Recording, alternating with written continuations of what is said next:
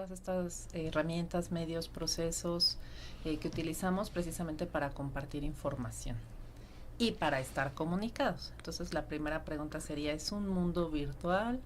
¿Es un mundo digital? ¿Es un mundo híbrido? Únicamente trasladamos nuestra vida, permítanme ponerlo así, material a esta conectividad de redes, o qué fue lo que ocurrió, ¿no? Esa es creo que la gran pregunta que nos hacemos siempre con las TIC. Diría Harari por ahí que ya estamos en la época de la posverdad, donde bueno pues antes nos decían una imagen vale más que 1000 palabras, teníamos ahí una imagen, teníamos un audio, teníamos un video y lo dábamos por sentado. Hoy en día incluso esos audios, esos videos, esas imágenes, pues nos tenemos que cuestionar si son o no son verdad, y pues mucho atiende a las narrativas que se van construyendo a través de estas herramientas. Por supuesto, estas tecnologías pues han transformado la mayor parte de la vida de las personas, la forma en que interactúan. Por una parte han facilitado sin duda esa interacción, aunque presenta pues por otro lado ciertos retos. Por supuesto el ámbito de la educación no podía ser la excepción, y en este sentido, maestra, ¿cómo ha impactado esas TICs en la educación? ¿Cómo ha sido su implementación? Bueno, esto no hay bibliografía como tal que lo establezca así, eso sí lo quiero comentar, pero me parece que a partir de la pandemia tenemos dos momentos importantes, ¿no? En cuanto a tecnologías de la información y la comunicación, es precisamente uno la pandemia, en el que sí me parece que trasladamos toda nuestra vida a la virtualidad, ¿no? Nos comunicamos a través de un teléfono, de una laptop, de una tablet, pero bueno, pues seguimos siendo nosotros y seguimos tratando de establecer estas conexiones. Pero la segunda es la inteligencia artificial generativa. Es decir, ya no necesariamente estoy compartiendo o me estoy comunicando con otro ser humano que se encuentra en alguna otra localidad, sino que puedo estarme comunicando con una persona que no es existente siquiera, ¿no? No sé a cuántos de nuestros radioescuchas les parece que a Siri, que les haya pasado, perdón, que a Siri o a Alexa le decimos gracias, ¿no? Le pedimos algo, contesta y decimos gracias, y luego pienso, le estoy dando gracias al robot. Y incluso a veces hay como estas frases que tiene, bueno, a mí me pasa con Alexa, sobre todo cuando le pregunto la hora, no, discúlpenme, no sé por qué, pero ella da una frase animosa, y luego cuando ya pasa de cierto horario ya no me la da, y como que la extraño, digo, ay, no me dio la frase animosa. Pero es algo que nos estamos acostumbrando a interactuar con códigos, porque al final del día son códigos, son programaciones, y nosotros mismos podemos incidir en esta programación de la Alexa, pero ya no somos nosotros. Y cuando pasamos esto al tema de la educación, bueno, pues se vuelve muy complicado, porque la maestra Paulina, con quien tengo el gusto también de compartir clases en el sistema a distancia, pues a veces no estamos revisándole a los alumnos, estamos revisando lo que produjo la inteligencia artificial generativa, ¿no? Todo el mundo conoce ChatGPT o GPT, pero no es el único que tenemos. Tenemos otros programas que no les voy a decir cuáles a la audiencia, porque seguramente muchos son alumnos, pero bueno, ya tenemos programas que nos generan ensayos, resúmenes, incluso practicaba con uno hace poco, que tiene que ver con, ya hace los mapas mentales. Entonces, bueno, pues si ya la misma tecnología va a generar los productos que esperamos para que entregue el alumnado, para saber si comprendió o no comprendió el tema, si lo ha aprendido con H, si lo ha asimilado, bueno, pues entonces estamos en este riesgo de qué tanto le interesa, bueno, el que está en riesgo es el alumno en realidad, qué tanto le interesa acreditar la asignatura y qué tanto le interesa asimilar el conocimiento, ¿no? Nos estamos convirtiendo en policías de la tecnología, cuando la tecnología, bueno, pues fue creada para facilitar nuestras vidas, ¿no? Facilitar la comunicación, facilitar la interactividad, permitir que no hubiera este aislamiento como lo ocurrió en la pandemia, que al final, bueno, pues el teléfono, el correo, la red social, pues nos ayudó a sentirnos que estábamos todos juntos, traspolando ese proceso de una forma virtual. Pero ahora, insisto, ahora tenemos que pensar cómo estas alteraciones al proceso educativo van a fungir o van a incidir dentro de, bueno, pues de lo que se espera, ¿no? De las expectativas que tenemos al final del curso, porque al final del curso los alumnos pueden pensar que es acreditar, pero para nosotros es que ellos se lleven un conocimiento que sí o sí tiene que ser aplicado en el, pues, si son seriadas, en el siguiente semestre para ir construyendo sobre esta base. Yo creo que aquí hay bueno, como en todo actuar humano, pues hay distintos enfoques, ¿no? Y distintas perspectivas, porque ahorita que te escuchaba, me autopreguntaba, y lo he hecho en público a veces, no estamos confundiendo ese desarrollo técnico con un desarrollo individual o humano, no sé cuál sería el nombre, es decir, en el sentido que decías, es decir, el alumno tiene la distinción o la disyuntiva, aprendo o paso, ¿no? Pues como todos fuimos alumnos, a lo mejor en ese momento pensamos que es más importante pasar que aprender, ¿no? Y luego ya la vida pues te va a obligar, ¿no?, a todos a aprender. O sea, lo que me interesa es pasar, y bueno, entre los estudiantes la frase de que después del 6 todo es vanidad, ¿no? Yo creo que no es así, ¿no? Pero bueno, eso es lo que pasa en nuestra cotidiana vida académica, ¿no? Entonces, primero el alumno tiene que hacer esta distinción. ¿Quiero aprender o quiero pasar? Y la verdad creo que un porcentaje mayor sería por quiero pasar, ¿no?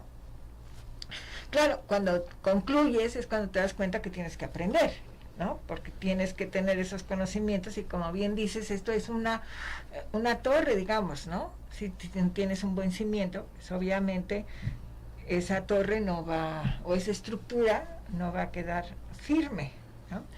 Pero entonces, y volviendo a lo primitivo, que sería mi época, ¿no? Pues nosotros teníamos que ir a la biblioteca, teníamos que buscar un libro o comprar un libro, ¿verdad?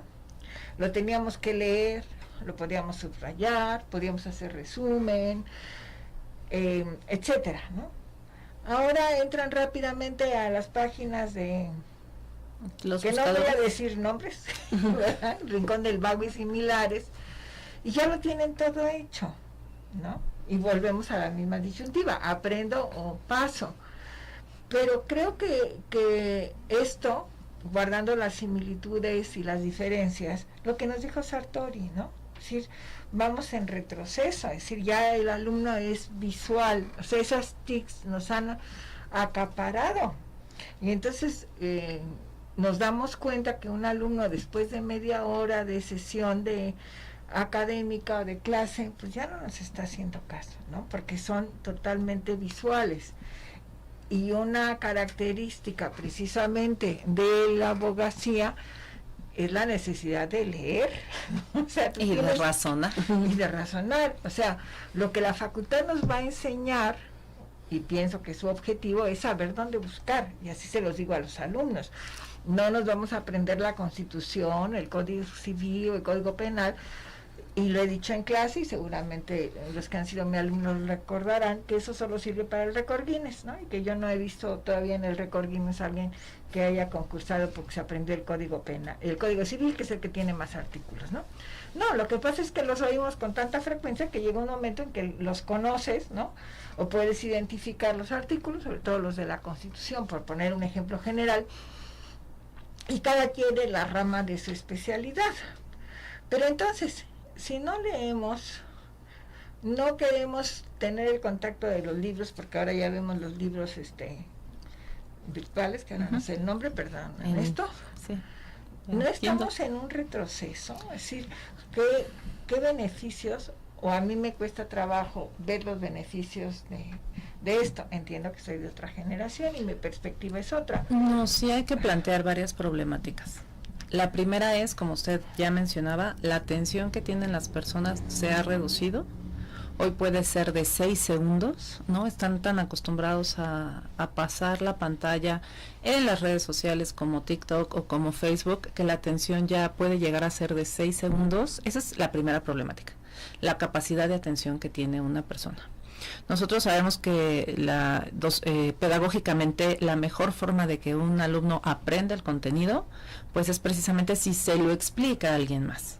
Pero para llegar a explicárselo a alguien más, que ahí es cuando nos dicen las pirámides de los saberes, que será un 80 o 90%, pues ya tuvo, como bien señala usted, que leer, ¿no? Que procesar esa información en el cerebro y traducirla. A lo mejor ellos sí se lo explican con un meme que esté de moda, pero lo tienen que procesar. Y entonces ahí viene el segundo problema. Memorizamos menos. porque para el cerebro lo que tenemos a la disposición, ya sea en una computadora, en una laptop, lo entiende como una extensión de la memoria.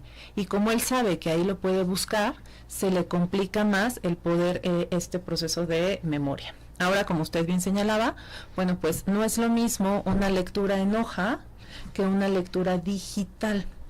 Y aunque pareciera que no, sí afecta en el tema del saber. No recuerdo el país exacto, pero me parece que es Suecia, que tenía precisamente, ya había transitado a la digitalidad y se dio cuenta que el aprendizaje en el alumnado se había, sí, exacto, se había reducido. Entonces regresa nuevamente al libro de texto para que haya este hacer, ¿no? Hablando otra vez de cuestiones pedagógicas, pues uno aprende viendo, escuchando y haciendo. Entonces el subrayar, el tomar la nota a mano, implica un hacer que, bueno, pues ayuda pues es un recurso inductor del aprendizaje, ¿no? Que ayuda al cerebro a retener esa información, a comprenderla y a retenerla, porque no solo basta con comprenderla, después tendremos que hacer un proceso mental para recuperación de la memoria. Y es lo mismo que hemos dicho siempre con los alumnos. A veces presentaste un examen y acabó el curso, llegaste al siguiente examen, no recuerdas nada de lo que viste en el semestre pasado, pese a que hayas sacado 10, porque lo memorizaste para ese momento, pero quizá recuerdas la palabra la pregunta que tuviste mal, porque eso implicó, ¿no? una situación vivencial. Entonces, ¿qué pasa con las TICs? Las TICs a veces nos reducen el tema vivencial, y entonces cuando no vivimos el aprendizaje, bueno, pues somos más vulnerables a poderlo mantener o no. Y eso impacta en la sociedad, que era al final lo que usted preguntaba, entiendo yo, si nos construimos como personas. Si nos construimos como personas, pero tenemos también dos problemáticas. La primera, bueno, pues esta inmediatez a la que, bueno, son tres, creo yo. La inmediatez a la que se están acostumbrando, ya no tienen este proceso que bien comentaba usted. A lo mejor yo no iba a la biblioteca, pero tenía que ir, ¿no? Para la primaria, pues tenías que ir a la papelería y te vendían una monografía, y a partir de esa monografía ya había profesores que decían, no, quiero una enciclopedia, y a lo mejor todos teníamos una enciclopedia en casa. Luego empezó la enciclopedia en carta y nada más había que copiar y pegar, y también fue todo un boom. Y luego ya teníamos los buscadores. Pero el problema, y lo comentábamos hace un momento, no hay un pensamiento crítico desarrollado en el alumno, y entonces el alumno no sabe discriminar la información que está obteniendo. Se dice que esta era una sociedad del conocimiento y de la información, pero ya no discriminamos esa información que estamos obteniendo. Y voy a decepcionar a los alumnos de la profesora que seguramente nos están escuchando. ChatGPT y esta inteligencia artificial generativa no sirve para derecho, porque no discrimina temas de circunscripción, ámbitos de validez, ¿no? Los fueros no los determina. Y entonces, como recopila información de la red, pues nos pueden señalar datos, normativa, artículos que no corresponden a nuestro derecho civil o al derecho civil en cierta localidad. Entonces, por el momento así es como nos damos cuenta que utilizaron o inteligencia artificial generativa, o que por el contrario, bueno, pues lo están tomando de una fuente incorrecta, pero no están sabiendo discriminar si la información es la adecuada o no. Entonces, otra vez, el proceso de aprendizaje pues está interrumpiendo porque están procesando y están recopilando información que es incorrecta. Pero a la vez, y lo demostraron las elecciones en Estados Unidos, las redes sociales sirven para generar una uniformidad de pensamiento y para manipular la toma de decisiones que tomamos. Y si ya nos dimos cuenta, bueno, sí, la toma de decisiones, si ya nos dimos cuenta que no estamos sabiendo discriminar la información que recibimos, pero estamos proporcionando la información necesaria para que esas personas que utilizan las bases de datos puedan dirigirnos hacia un punto en particular, como fue en el caso de Estados Unidos, hacia quien querían que ganara la elección, bueno, pues el alumno en cualquier sociedad se está volviendo un adulto joven, vulnerable, y no se está enterando, ¿no? En esta masificación o en esta uniformidad. En ese sentido, maestra, y como dice la doctora, me surgió una duda en lo que narraba. Es decir, nos centramos en el estudiante, ¿no? En este proceso de enseñanza-aprendizaje, en el estudiante que utiliza estas herramientas, que tiene acceso, pensando en principio que las tuviera.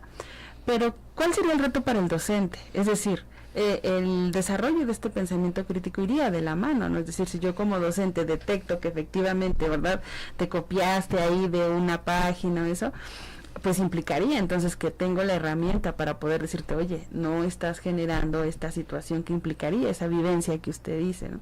Pero entonces, ¿cuál sería el reto para el profesor pensando? El profesor tendría que actualizarse, ¿no? Tendría que comprar también sus propias herramientas, su propia computadora, ¿no? Es decir, sí habría en este caso esta idea de que el profesor tendría que ir un paso adelante, pensando que tuviera la infraestructura, pero y si no la tiene, pensando en esta idea también de los migrantes digitales, que la mayoría de los profesores creo que nos ubicamos en ese sentido, ¿no? O sea, que apenas si podemos con el ¿no?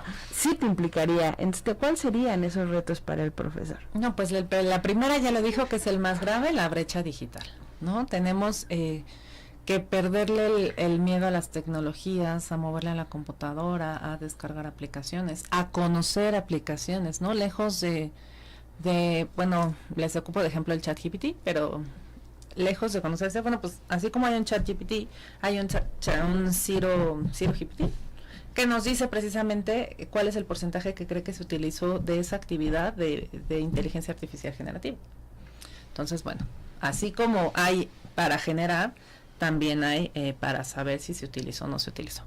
Esa está fácil, entre comillas, pero hay muchas cosas que tenemos que saber y me quiero regresar un poquito. La primera problemática es urbanidad. Si nosotros estamos en la Ciudad de México, obviamente el acceso a las redes va a ser mucho mayor de una persona en una zona rural. Y traía por aquí un dato que me pareció interesante. Digo, los últimos datos que tenemos son del 2022 y tenemos al 78.6% de la población mayor a 6 años con acceso a Internet.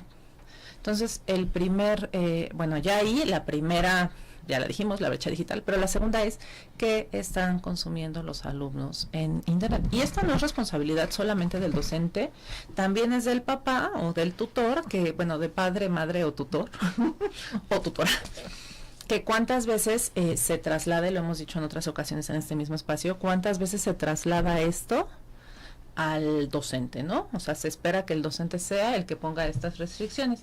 Y justamente comentando eso, 83.8% de la población de 6 años o más en las ciudades, y en cambio en la zona rural baja al 62.3%. Entonces, primero tendríamos que estar trabajando, bueno, pues en estas diferencias según la localidad donde nos encontramos. Y además, pues de aquí desmontando mitos, no es verdad, sí es cierto. El 18 al 24% a 24 años, perdón, es la población que tiene mayor acceso a Internet y que lo usa a diario, y más de 55 baja hasta el 33.9%. Eso quiere decir que efectivamente a las personas mayores de 55 años les está importando menos utilizar estas herramientas. Entonces, toda esa gama de profesores que están en esa edad, bueno, pues la tienen que utilizar. Y algo que a mí sí me parece complejo también, porque nos demanda demasiado tiempo, conocer qué están consumiendo los alumnos, conocer cuáles son las últimas herramientas. Mucho por ejemplo, del ChatGPT es el prompt, es cómo redacto yo mi petición al programa para que me dé un producto, ¿no? Entonces, mientras nuestros alumnos no sepan realmente cómo pedirlo, pues no van a tener trabajos eficientes. Eso está muy bien, y yo les decía, como policía lo puedo identificar. Pero hay un trabajo, creo yo, de integridad y honestidad académica que tendría que ser preventivo, explicarle al alumno, sobre todo en esta etapa de la formación. Se supone que no están aquí por quedar bien o porque tengan algún premio al finalizar el semestre por parte de sus padres, como quizás ocurrió en la primaria o en la secundaria. Este es su proyecto de vida. Estas son las herramientas que ellos eligieron tener para poder, y permítanme ponerlo en términos apocalípticos, para poder sobrevivir en la vida. Entonces, creo que debería de haber una cuestión ética preventiva que le explicara al alumnado por qué le debe de interesar o por qué debe aprender y no acreditar la asignatura, ¿no? Independientemente de la facilidad. Porque claro que hay círculos virtuosos que nos da la tecnología, como es la propia educación a distancia. Hay un tema de asincronicidad que me permite a mí, a lo mejor, dedicarme a mi familia, dedicarme al ámbito laboral y posteriormente en otro horario que no es el tradicional educativo, atender mi educación. Y podré estar anteriormente... ¡Ay, ya se nos acabó el tiempo! No, puedes continuar. Nos avisa que en 2 minutos vamos a receso. No hay que cortar tan abruptamente. Nos está avisando nuestro querido caballero que tenemos 2 minutos para ir al receso. Anteriormente teníamos que realizar un trabajo en equipo, bueno, llevaba mucho tiempo y era muy complicado porque teníamos que ponernos de acuerdo, ¿no? En el horario, en el lugar donde íbamos, y un papá tenía que gastar en alimentar a los demás para que, ¿no? Eso pasaba. Hoy no, hoy nos podemos ir a nuestra casa, conectarnos a Zoom, a Google Meet, alguno de estos, y poder trabajar, y además tenemos mucho más acceso a la información. Bueno, pues fortalecer esto, establecer estrategias, creo que de identificación de cuáles son fuentes adecuadas, tanto para el docente como para el alumno, pero sí necesariamente creo que no lo podemos trasladar solamente al docente y tiene que ser un plan de actuación integral, tanto con el alumnado, con el docente de la asignatura, en nuestro caso, en estas otras vertientes, ¿no? Las cuestiones éticas, las cuestiones preventivas, y desde luego que conozcan que incurren en responsabilidad si utilizan pues medios o a estas redes de forma inadecuada. Así como podemos hoy hablar de la ley, bueno, de la ley Olimpia, que no es una ley como tal, pero de estas modificaciones que hubo en materia de Código Penal, bueno, pues también entender que esto afecta en temas educativos y que también los pueden ser responsables y pueden ser sancionados, y aplicar esas sanciones, porque al final del día, aunque no se consideren graves, nosotros somos formativos y tenemos que atender a estos procesos de formación, porque si ya pasaron kinder, primaria, secundaria y toda la educación básica sin conocer que los actuales tienen consecuencias, bueno, pues en derecho tienen que aprender que el actuar, para bien o para mal, va a tener una consecuencia en el alumnado, y que no porque estemos detrás de una pantalla, de un celular, de una red social, vamos a eximirnos de esas responsabilidades. Claro. Bueno, ahora sí vamos a un receso y regresamos con ustedes.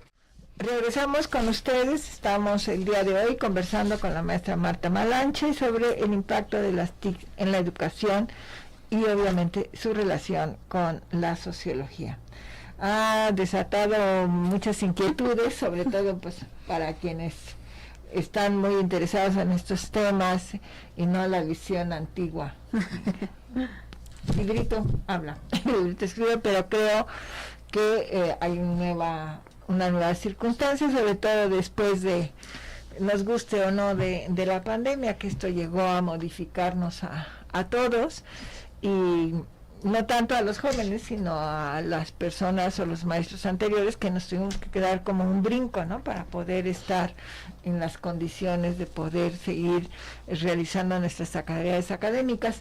En este sentido, pues tenemos varias preguntas. Carlos, por favor. Claro que sí, doctora, muchas gracias. Justamente una primera cuestión, maestra Malanche, la hace Karen Moreno y nos pregunta: como alumnos, ¿cuál considera usted que sería el uso adecuado de las TICs en el ámbito académico y nuestra evolución de aprendizaje sin afectarlo, que era algo que usted ya advertía en la primera parte de nuestro programa? Pues yo creo que lo primero sería dejar de lado la inteligencia artificial generativa, o sea, proponerse ustedes mismos realizar sus actividades. Les decía que había, por ejemplo, un programa, no les voy a decir cuál, por favor, para hacer un mapa mental. Si yo ingreso en este programa, la lectura me va a dar un mapa mental. Bueno, en lugar de hacer eso, porque eso elimina la posibilidad de que yo procese la información que estoy leyendo, pero sí puedo utilizar estos programas que, como sería PowerPoint, Canva, que sigue siendo tecnología, pero es donde yo voy a trasladar la información que estoy leyendo, yo la voy a procesar y yo voy a generar un producto. Esa es la mejor forma de aprender y de generar conocimiento propio, que yo mismo elabore mis recursos inductores del aprendizaje. Entonces, ustedes me preguntan, ¿cuál es el mejor uso que le puedo dar a las TICs? Pues precisamente es ese, generar mis propios recursos inductores del aprendizaje, es decir, todas estas imágenes, mapas conceptuales, mapas mentales, incluso la conectividad que me permite conocer a lo mejor a otro profesor con otra conferencia, con otro tema, lo que pasa con esta misma cuestión de radio, es decir, allegarme la información, pero no buscar el atajo de decir, ay, que ya me den la respuesta y yo simple y sencillamente lo entrego, sin a veces siquiera haber leído a lo mejor el mapa mental, ¿no? Así tal cual lo bajo, lo copio, lo pego o lo entrego. Esas son las no virtuosas, y las virtuosas son, me voy a llegar de todas estas facilidades para hacer un mapa. No es lo mismo hoy en día buscar una imagen en internet que pues nosotros antes que teníamos que hacer el dibujito pues lo mejor que pudiéramos. Entonces, ¿nos reduce tiempo? Sí, por supuesto. ¿Nos da una mejor presentación? Sí, por supuesto. Pero el contenido del mismo lo sigo generando y procesando yo misma. Claro. Una segunda cuestión, maestra, que nos pregunta Osvaldo Jaro es, bueno, una vez que se hace énfasis en la utilización de las TICs, ¿debería esto complementarse cuando menos con una crítica a los modelos educativos que son utilizados para la enseñanza o analizar si estos siguen siendo útiles para su objetivo? Es que son cuestiones distintas. Las TICs pueden ser utilizadas en cualquier modelo educativo. Y les voy a dar el ejemplo. Un modelo tradicional es el modelo en el que ustedes están acostumbrados a la cátedra de, el profesor va, está frente a un grupo, habla durante 2 horas, ustedes toman las notas que consideren más adecuadas y posteriormente en el examen, pues responden el examen cuando han memorizado la información que les dio el profesor. Ese es un modelo tradicional. Un modelo tradicional a través de TIC, bueno, pues abrían el Zoom, tenían al profesor que en lugar de estar parado frente al salón, les daba 2 horas frente a Zoom, después les hacía en un formulario Google el examen y ustedes tenían un cierto momento para responder las preguntas. Y no sé ustedes, pero a mí siempre me ha aterrado cuando el profesor dice, pueden ingresar con lo que les quepa en el salón para hacer, por la puerta, pueden ingresar al salón con lo que quepa por la puerta para hacer el examen, porque ya sabía uno que no iba a ser de memoria, aquí vamos a tener precisamente que trasladar el conocimiento. ¿Y qué pasa con un modelo constructivista, que es el modelo que actualmente permea nuestro plan de estudio? En el modelo constructivista nosotros tenemos que generar productos, resúmenes, ensayos, mapas mentales, mapas conceptuales, esquemas, etcétera, etcétera, etcétera. Y para hacer eso, ¿qué necesito? Lo mismo, tomar un documento o tomar una información, procesarla, nosotros somos agentes procesadores de información, procesarla y entregar este producto donde se ve que atendí a la información. Por eso en octavo llevan método del caso. Es decir, ya que tengo toda la teoría, incluso en mis alumnos de Derecho Penal no me dejan mentir, ya que tengo la información, la estoy todo el tiempo contrastando con casos. Te estoy poniendo el caso y dime dónde está la conducta, dime dónde está la antijuridicidad, dime dónde está la culpabilidad. ¿Por qué? Porque eso implica el modelo constructivista, que el alumno pueda demostrar que hay una aplicación del conocimiento, no una memorización. ¿Y para qué me sirve las TIC? Bueno, pues igual puedo utilizar un aula invertida en Zoom. Es decir, ustedes van, se allegan de la información, la discutimos en clase, la aplicamos a un caso, procesamos alguno de estos mapas que les estoy comentando, todos ustedes están más familiarizados con Canva, lo utilizan, hacen un TikTok, a veces los alumnos actúan en una situación que cumple con el supuesto de la norma. Bueno, pues ahí están generando TIC, tanto en un modelo tradicional como en un modelo constructivista. Y ya los otros modelos pedagógicos pues tienen que ver con cuestiones humanistas, conductistas. Todos somos conductistas y seguiremos siendo conductistas, mientras les prometamos darles puntos o quitarles puntos por hacer o por no hacer. Eso está permeado y seguirá permeando, creo, en la educación por mucho tiempo. Claro. Una última cuestión que tenía Itzel Galicia en relación como ¿en qué sentido podrían cambiarse ciertas estructuras para que las TIC sean adoptadas de cierta manera que, como usted mencionaba, con esta advertencia, que no sean una especie de distractor de la forma de enseñanza? ¿De qué manera entonces podríamos vislumbrar o imaginar cambios en la estructura educativa para que las adapten, pero justo desmantelando esta advertencia, esta peligrosidad, vamos a decirlo así? Pues yo creo que Plaza Sésamo lo hizo excelente en un primer momento, ¿no? Explicaba cosas muy básicas me voy a quemar, pero yo en la pandemia el maestro Arturo me consiguió, ocupaba primero muñequitos que tenía en casa y luego me consiguieron títeres de deditos, porque había cosas de penal que yo sabía que si las veían las iban a comprender mejor, ¿no? Cuando hablamos de conducta hay que explicar que aún moviendo el cuerpo podemos generar un resultado que no nos haga imputables, porque yo no podía resistir esa fuerza. Entonces se los digo así, pues, quizás no me están entendiendo mucho, pero cuando se los actuaba, comprendían la situación.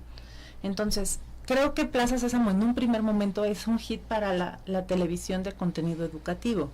¿Cuál es hoy ya no es televisión, porque los alumnos están más que acostumbrados al streaming, ¿no? Pero creo que podemos generar productos, o sea, creo que esas tendríamos que hacer, generar productos educativos interactivos, pero que realmente permeen con estas cuestiones, ¿no? Como ¿sabías que si conduces en estado de ebriedad, bueno, tu delito va a ser culposo, va a ser doloso y no va a ser culposo? ¿Y qué es eso? Pues que vas a estar más años en prisión. No, algo muy breve que a lo mejor dice, ay, conducir en estado de ebriedad, pues a lo mejor a cualquier adolescente o joven, ¿no? Adulto joven le hace clic y se queda viendo 30, 15 segundos. Y bueno, ya de ahí ir generando mayor contenido. Pero sinceramente los abogados somos muy tradicionalistas, somos muy conservadores, somos muy planos y a veces integrar juegos, integrar, ¿no? Pues sí, interactividad digital, pues se nos complica porque no van a integrar interactividad digital en los juzgados o en estas estas cuestiones tan sobrias o tan conservadoras que usamos en el ejercicio de la profesión. Dije, Marta, yo ahorita pensaba, si no nos estamos yendo con el canto de las sirenas, pensando en los teléfonos, por ejemplo, ¿no? Ya hay países, algunos países europeos, en algunos estados en Estados Unidos, que están prohibiendo los teléfonos celulares en el aula, ¿no? Precisamente por todos los efectos, si quieren, entre comillas, negativos. Pero esto ya está pasando, es decir, lo que hace unos años no se consideraba, ¿no? Entonces, y como bien dices, se están retrayendo, ¿no? Es decir, ya en un principio pues, sí tenía estos efectos, pero ahora ya nos estamos dando cuenta que hay efectos negativos, que a mí es lo que me preocupa, ¿no? Es decir, en este sentido, se están volviendo demasiado visuales, ¿no? Por eso hablaba yo de Sartori, es decir, cuando la actividad del abogado es de reflexión indiscutiblemente, ¿no? Un punto fundamental es la interpretación que hay que hacer de las normas y la única forma de hacer interpretación es que conozcas, veas el entorno y lo puedas aplicar, y esto pues no va a cambiar hasta donde pensamos, aunque bueno, ya hay robots que son jueces y la expectativa de que un robot va, yo creo que no llegaremos a ese punto, cuando menos no me tocará verlo. Pero esta es una realidad, es decir, por eso al principio yo decía, bueno, si realmente estamos teniendo un avance o nos estamos yendo solo por el desarrollo científico y no un desarrollo real, ¿no? Donde todos padecimos o todos vimos lo que pasó en la pandemia, ¿no? En donde pues en realidad no sabía si el alumno te estaba prestando atención, estaba durmiendo, cerraba la pantalla. Claro, ahora están pagando esos efectos, ¿no? Aquel que no prestó atención, que no prendía la cámara, que a lo mejor estaba ahí en el sofá o desde su deliciosa cama desayunando, y bueno, todos tenemos anécdotas en este sentido.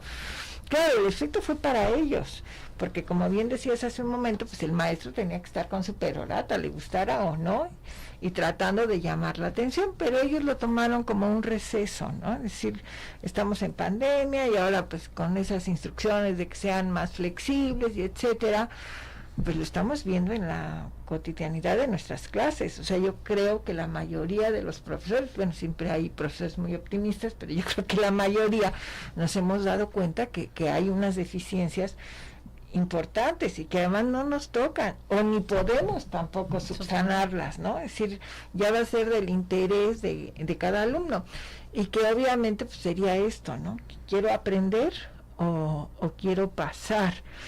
Pero cuando nosotros vemos esta perspectiva de alumno, que reconocemos la importancia de esto, sí me preocupa esto, ¿no? Es decir, estamos avanzando en exceso o estamos avanzando tan rápido que no podemos predecir cuál va a ser el resultado de esto.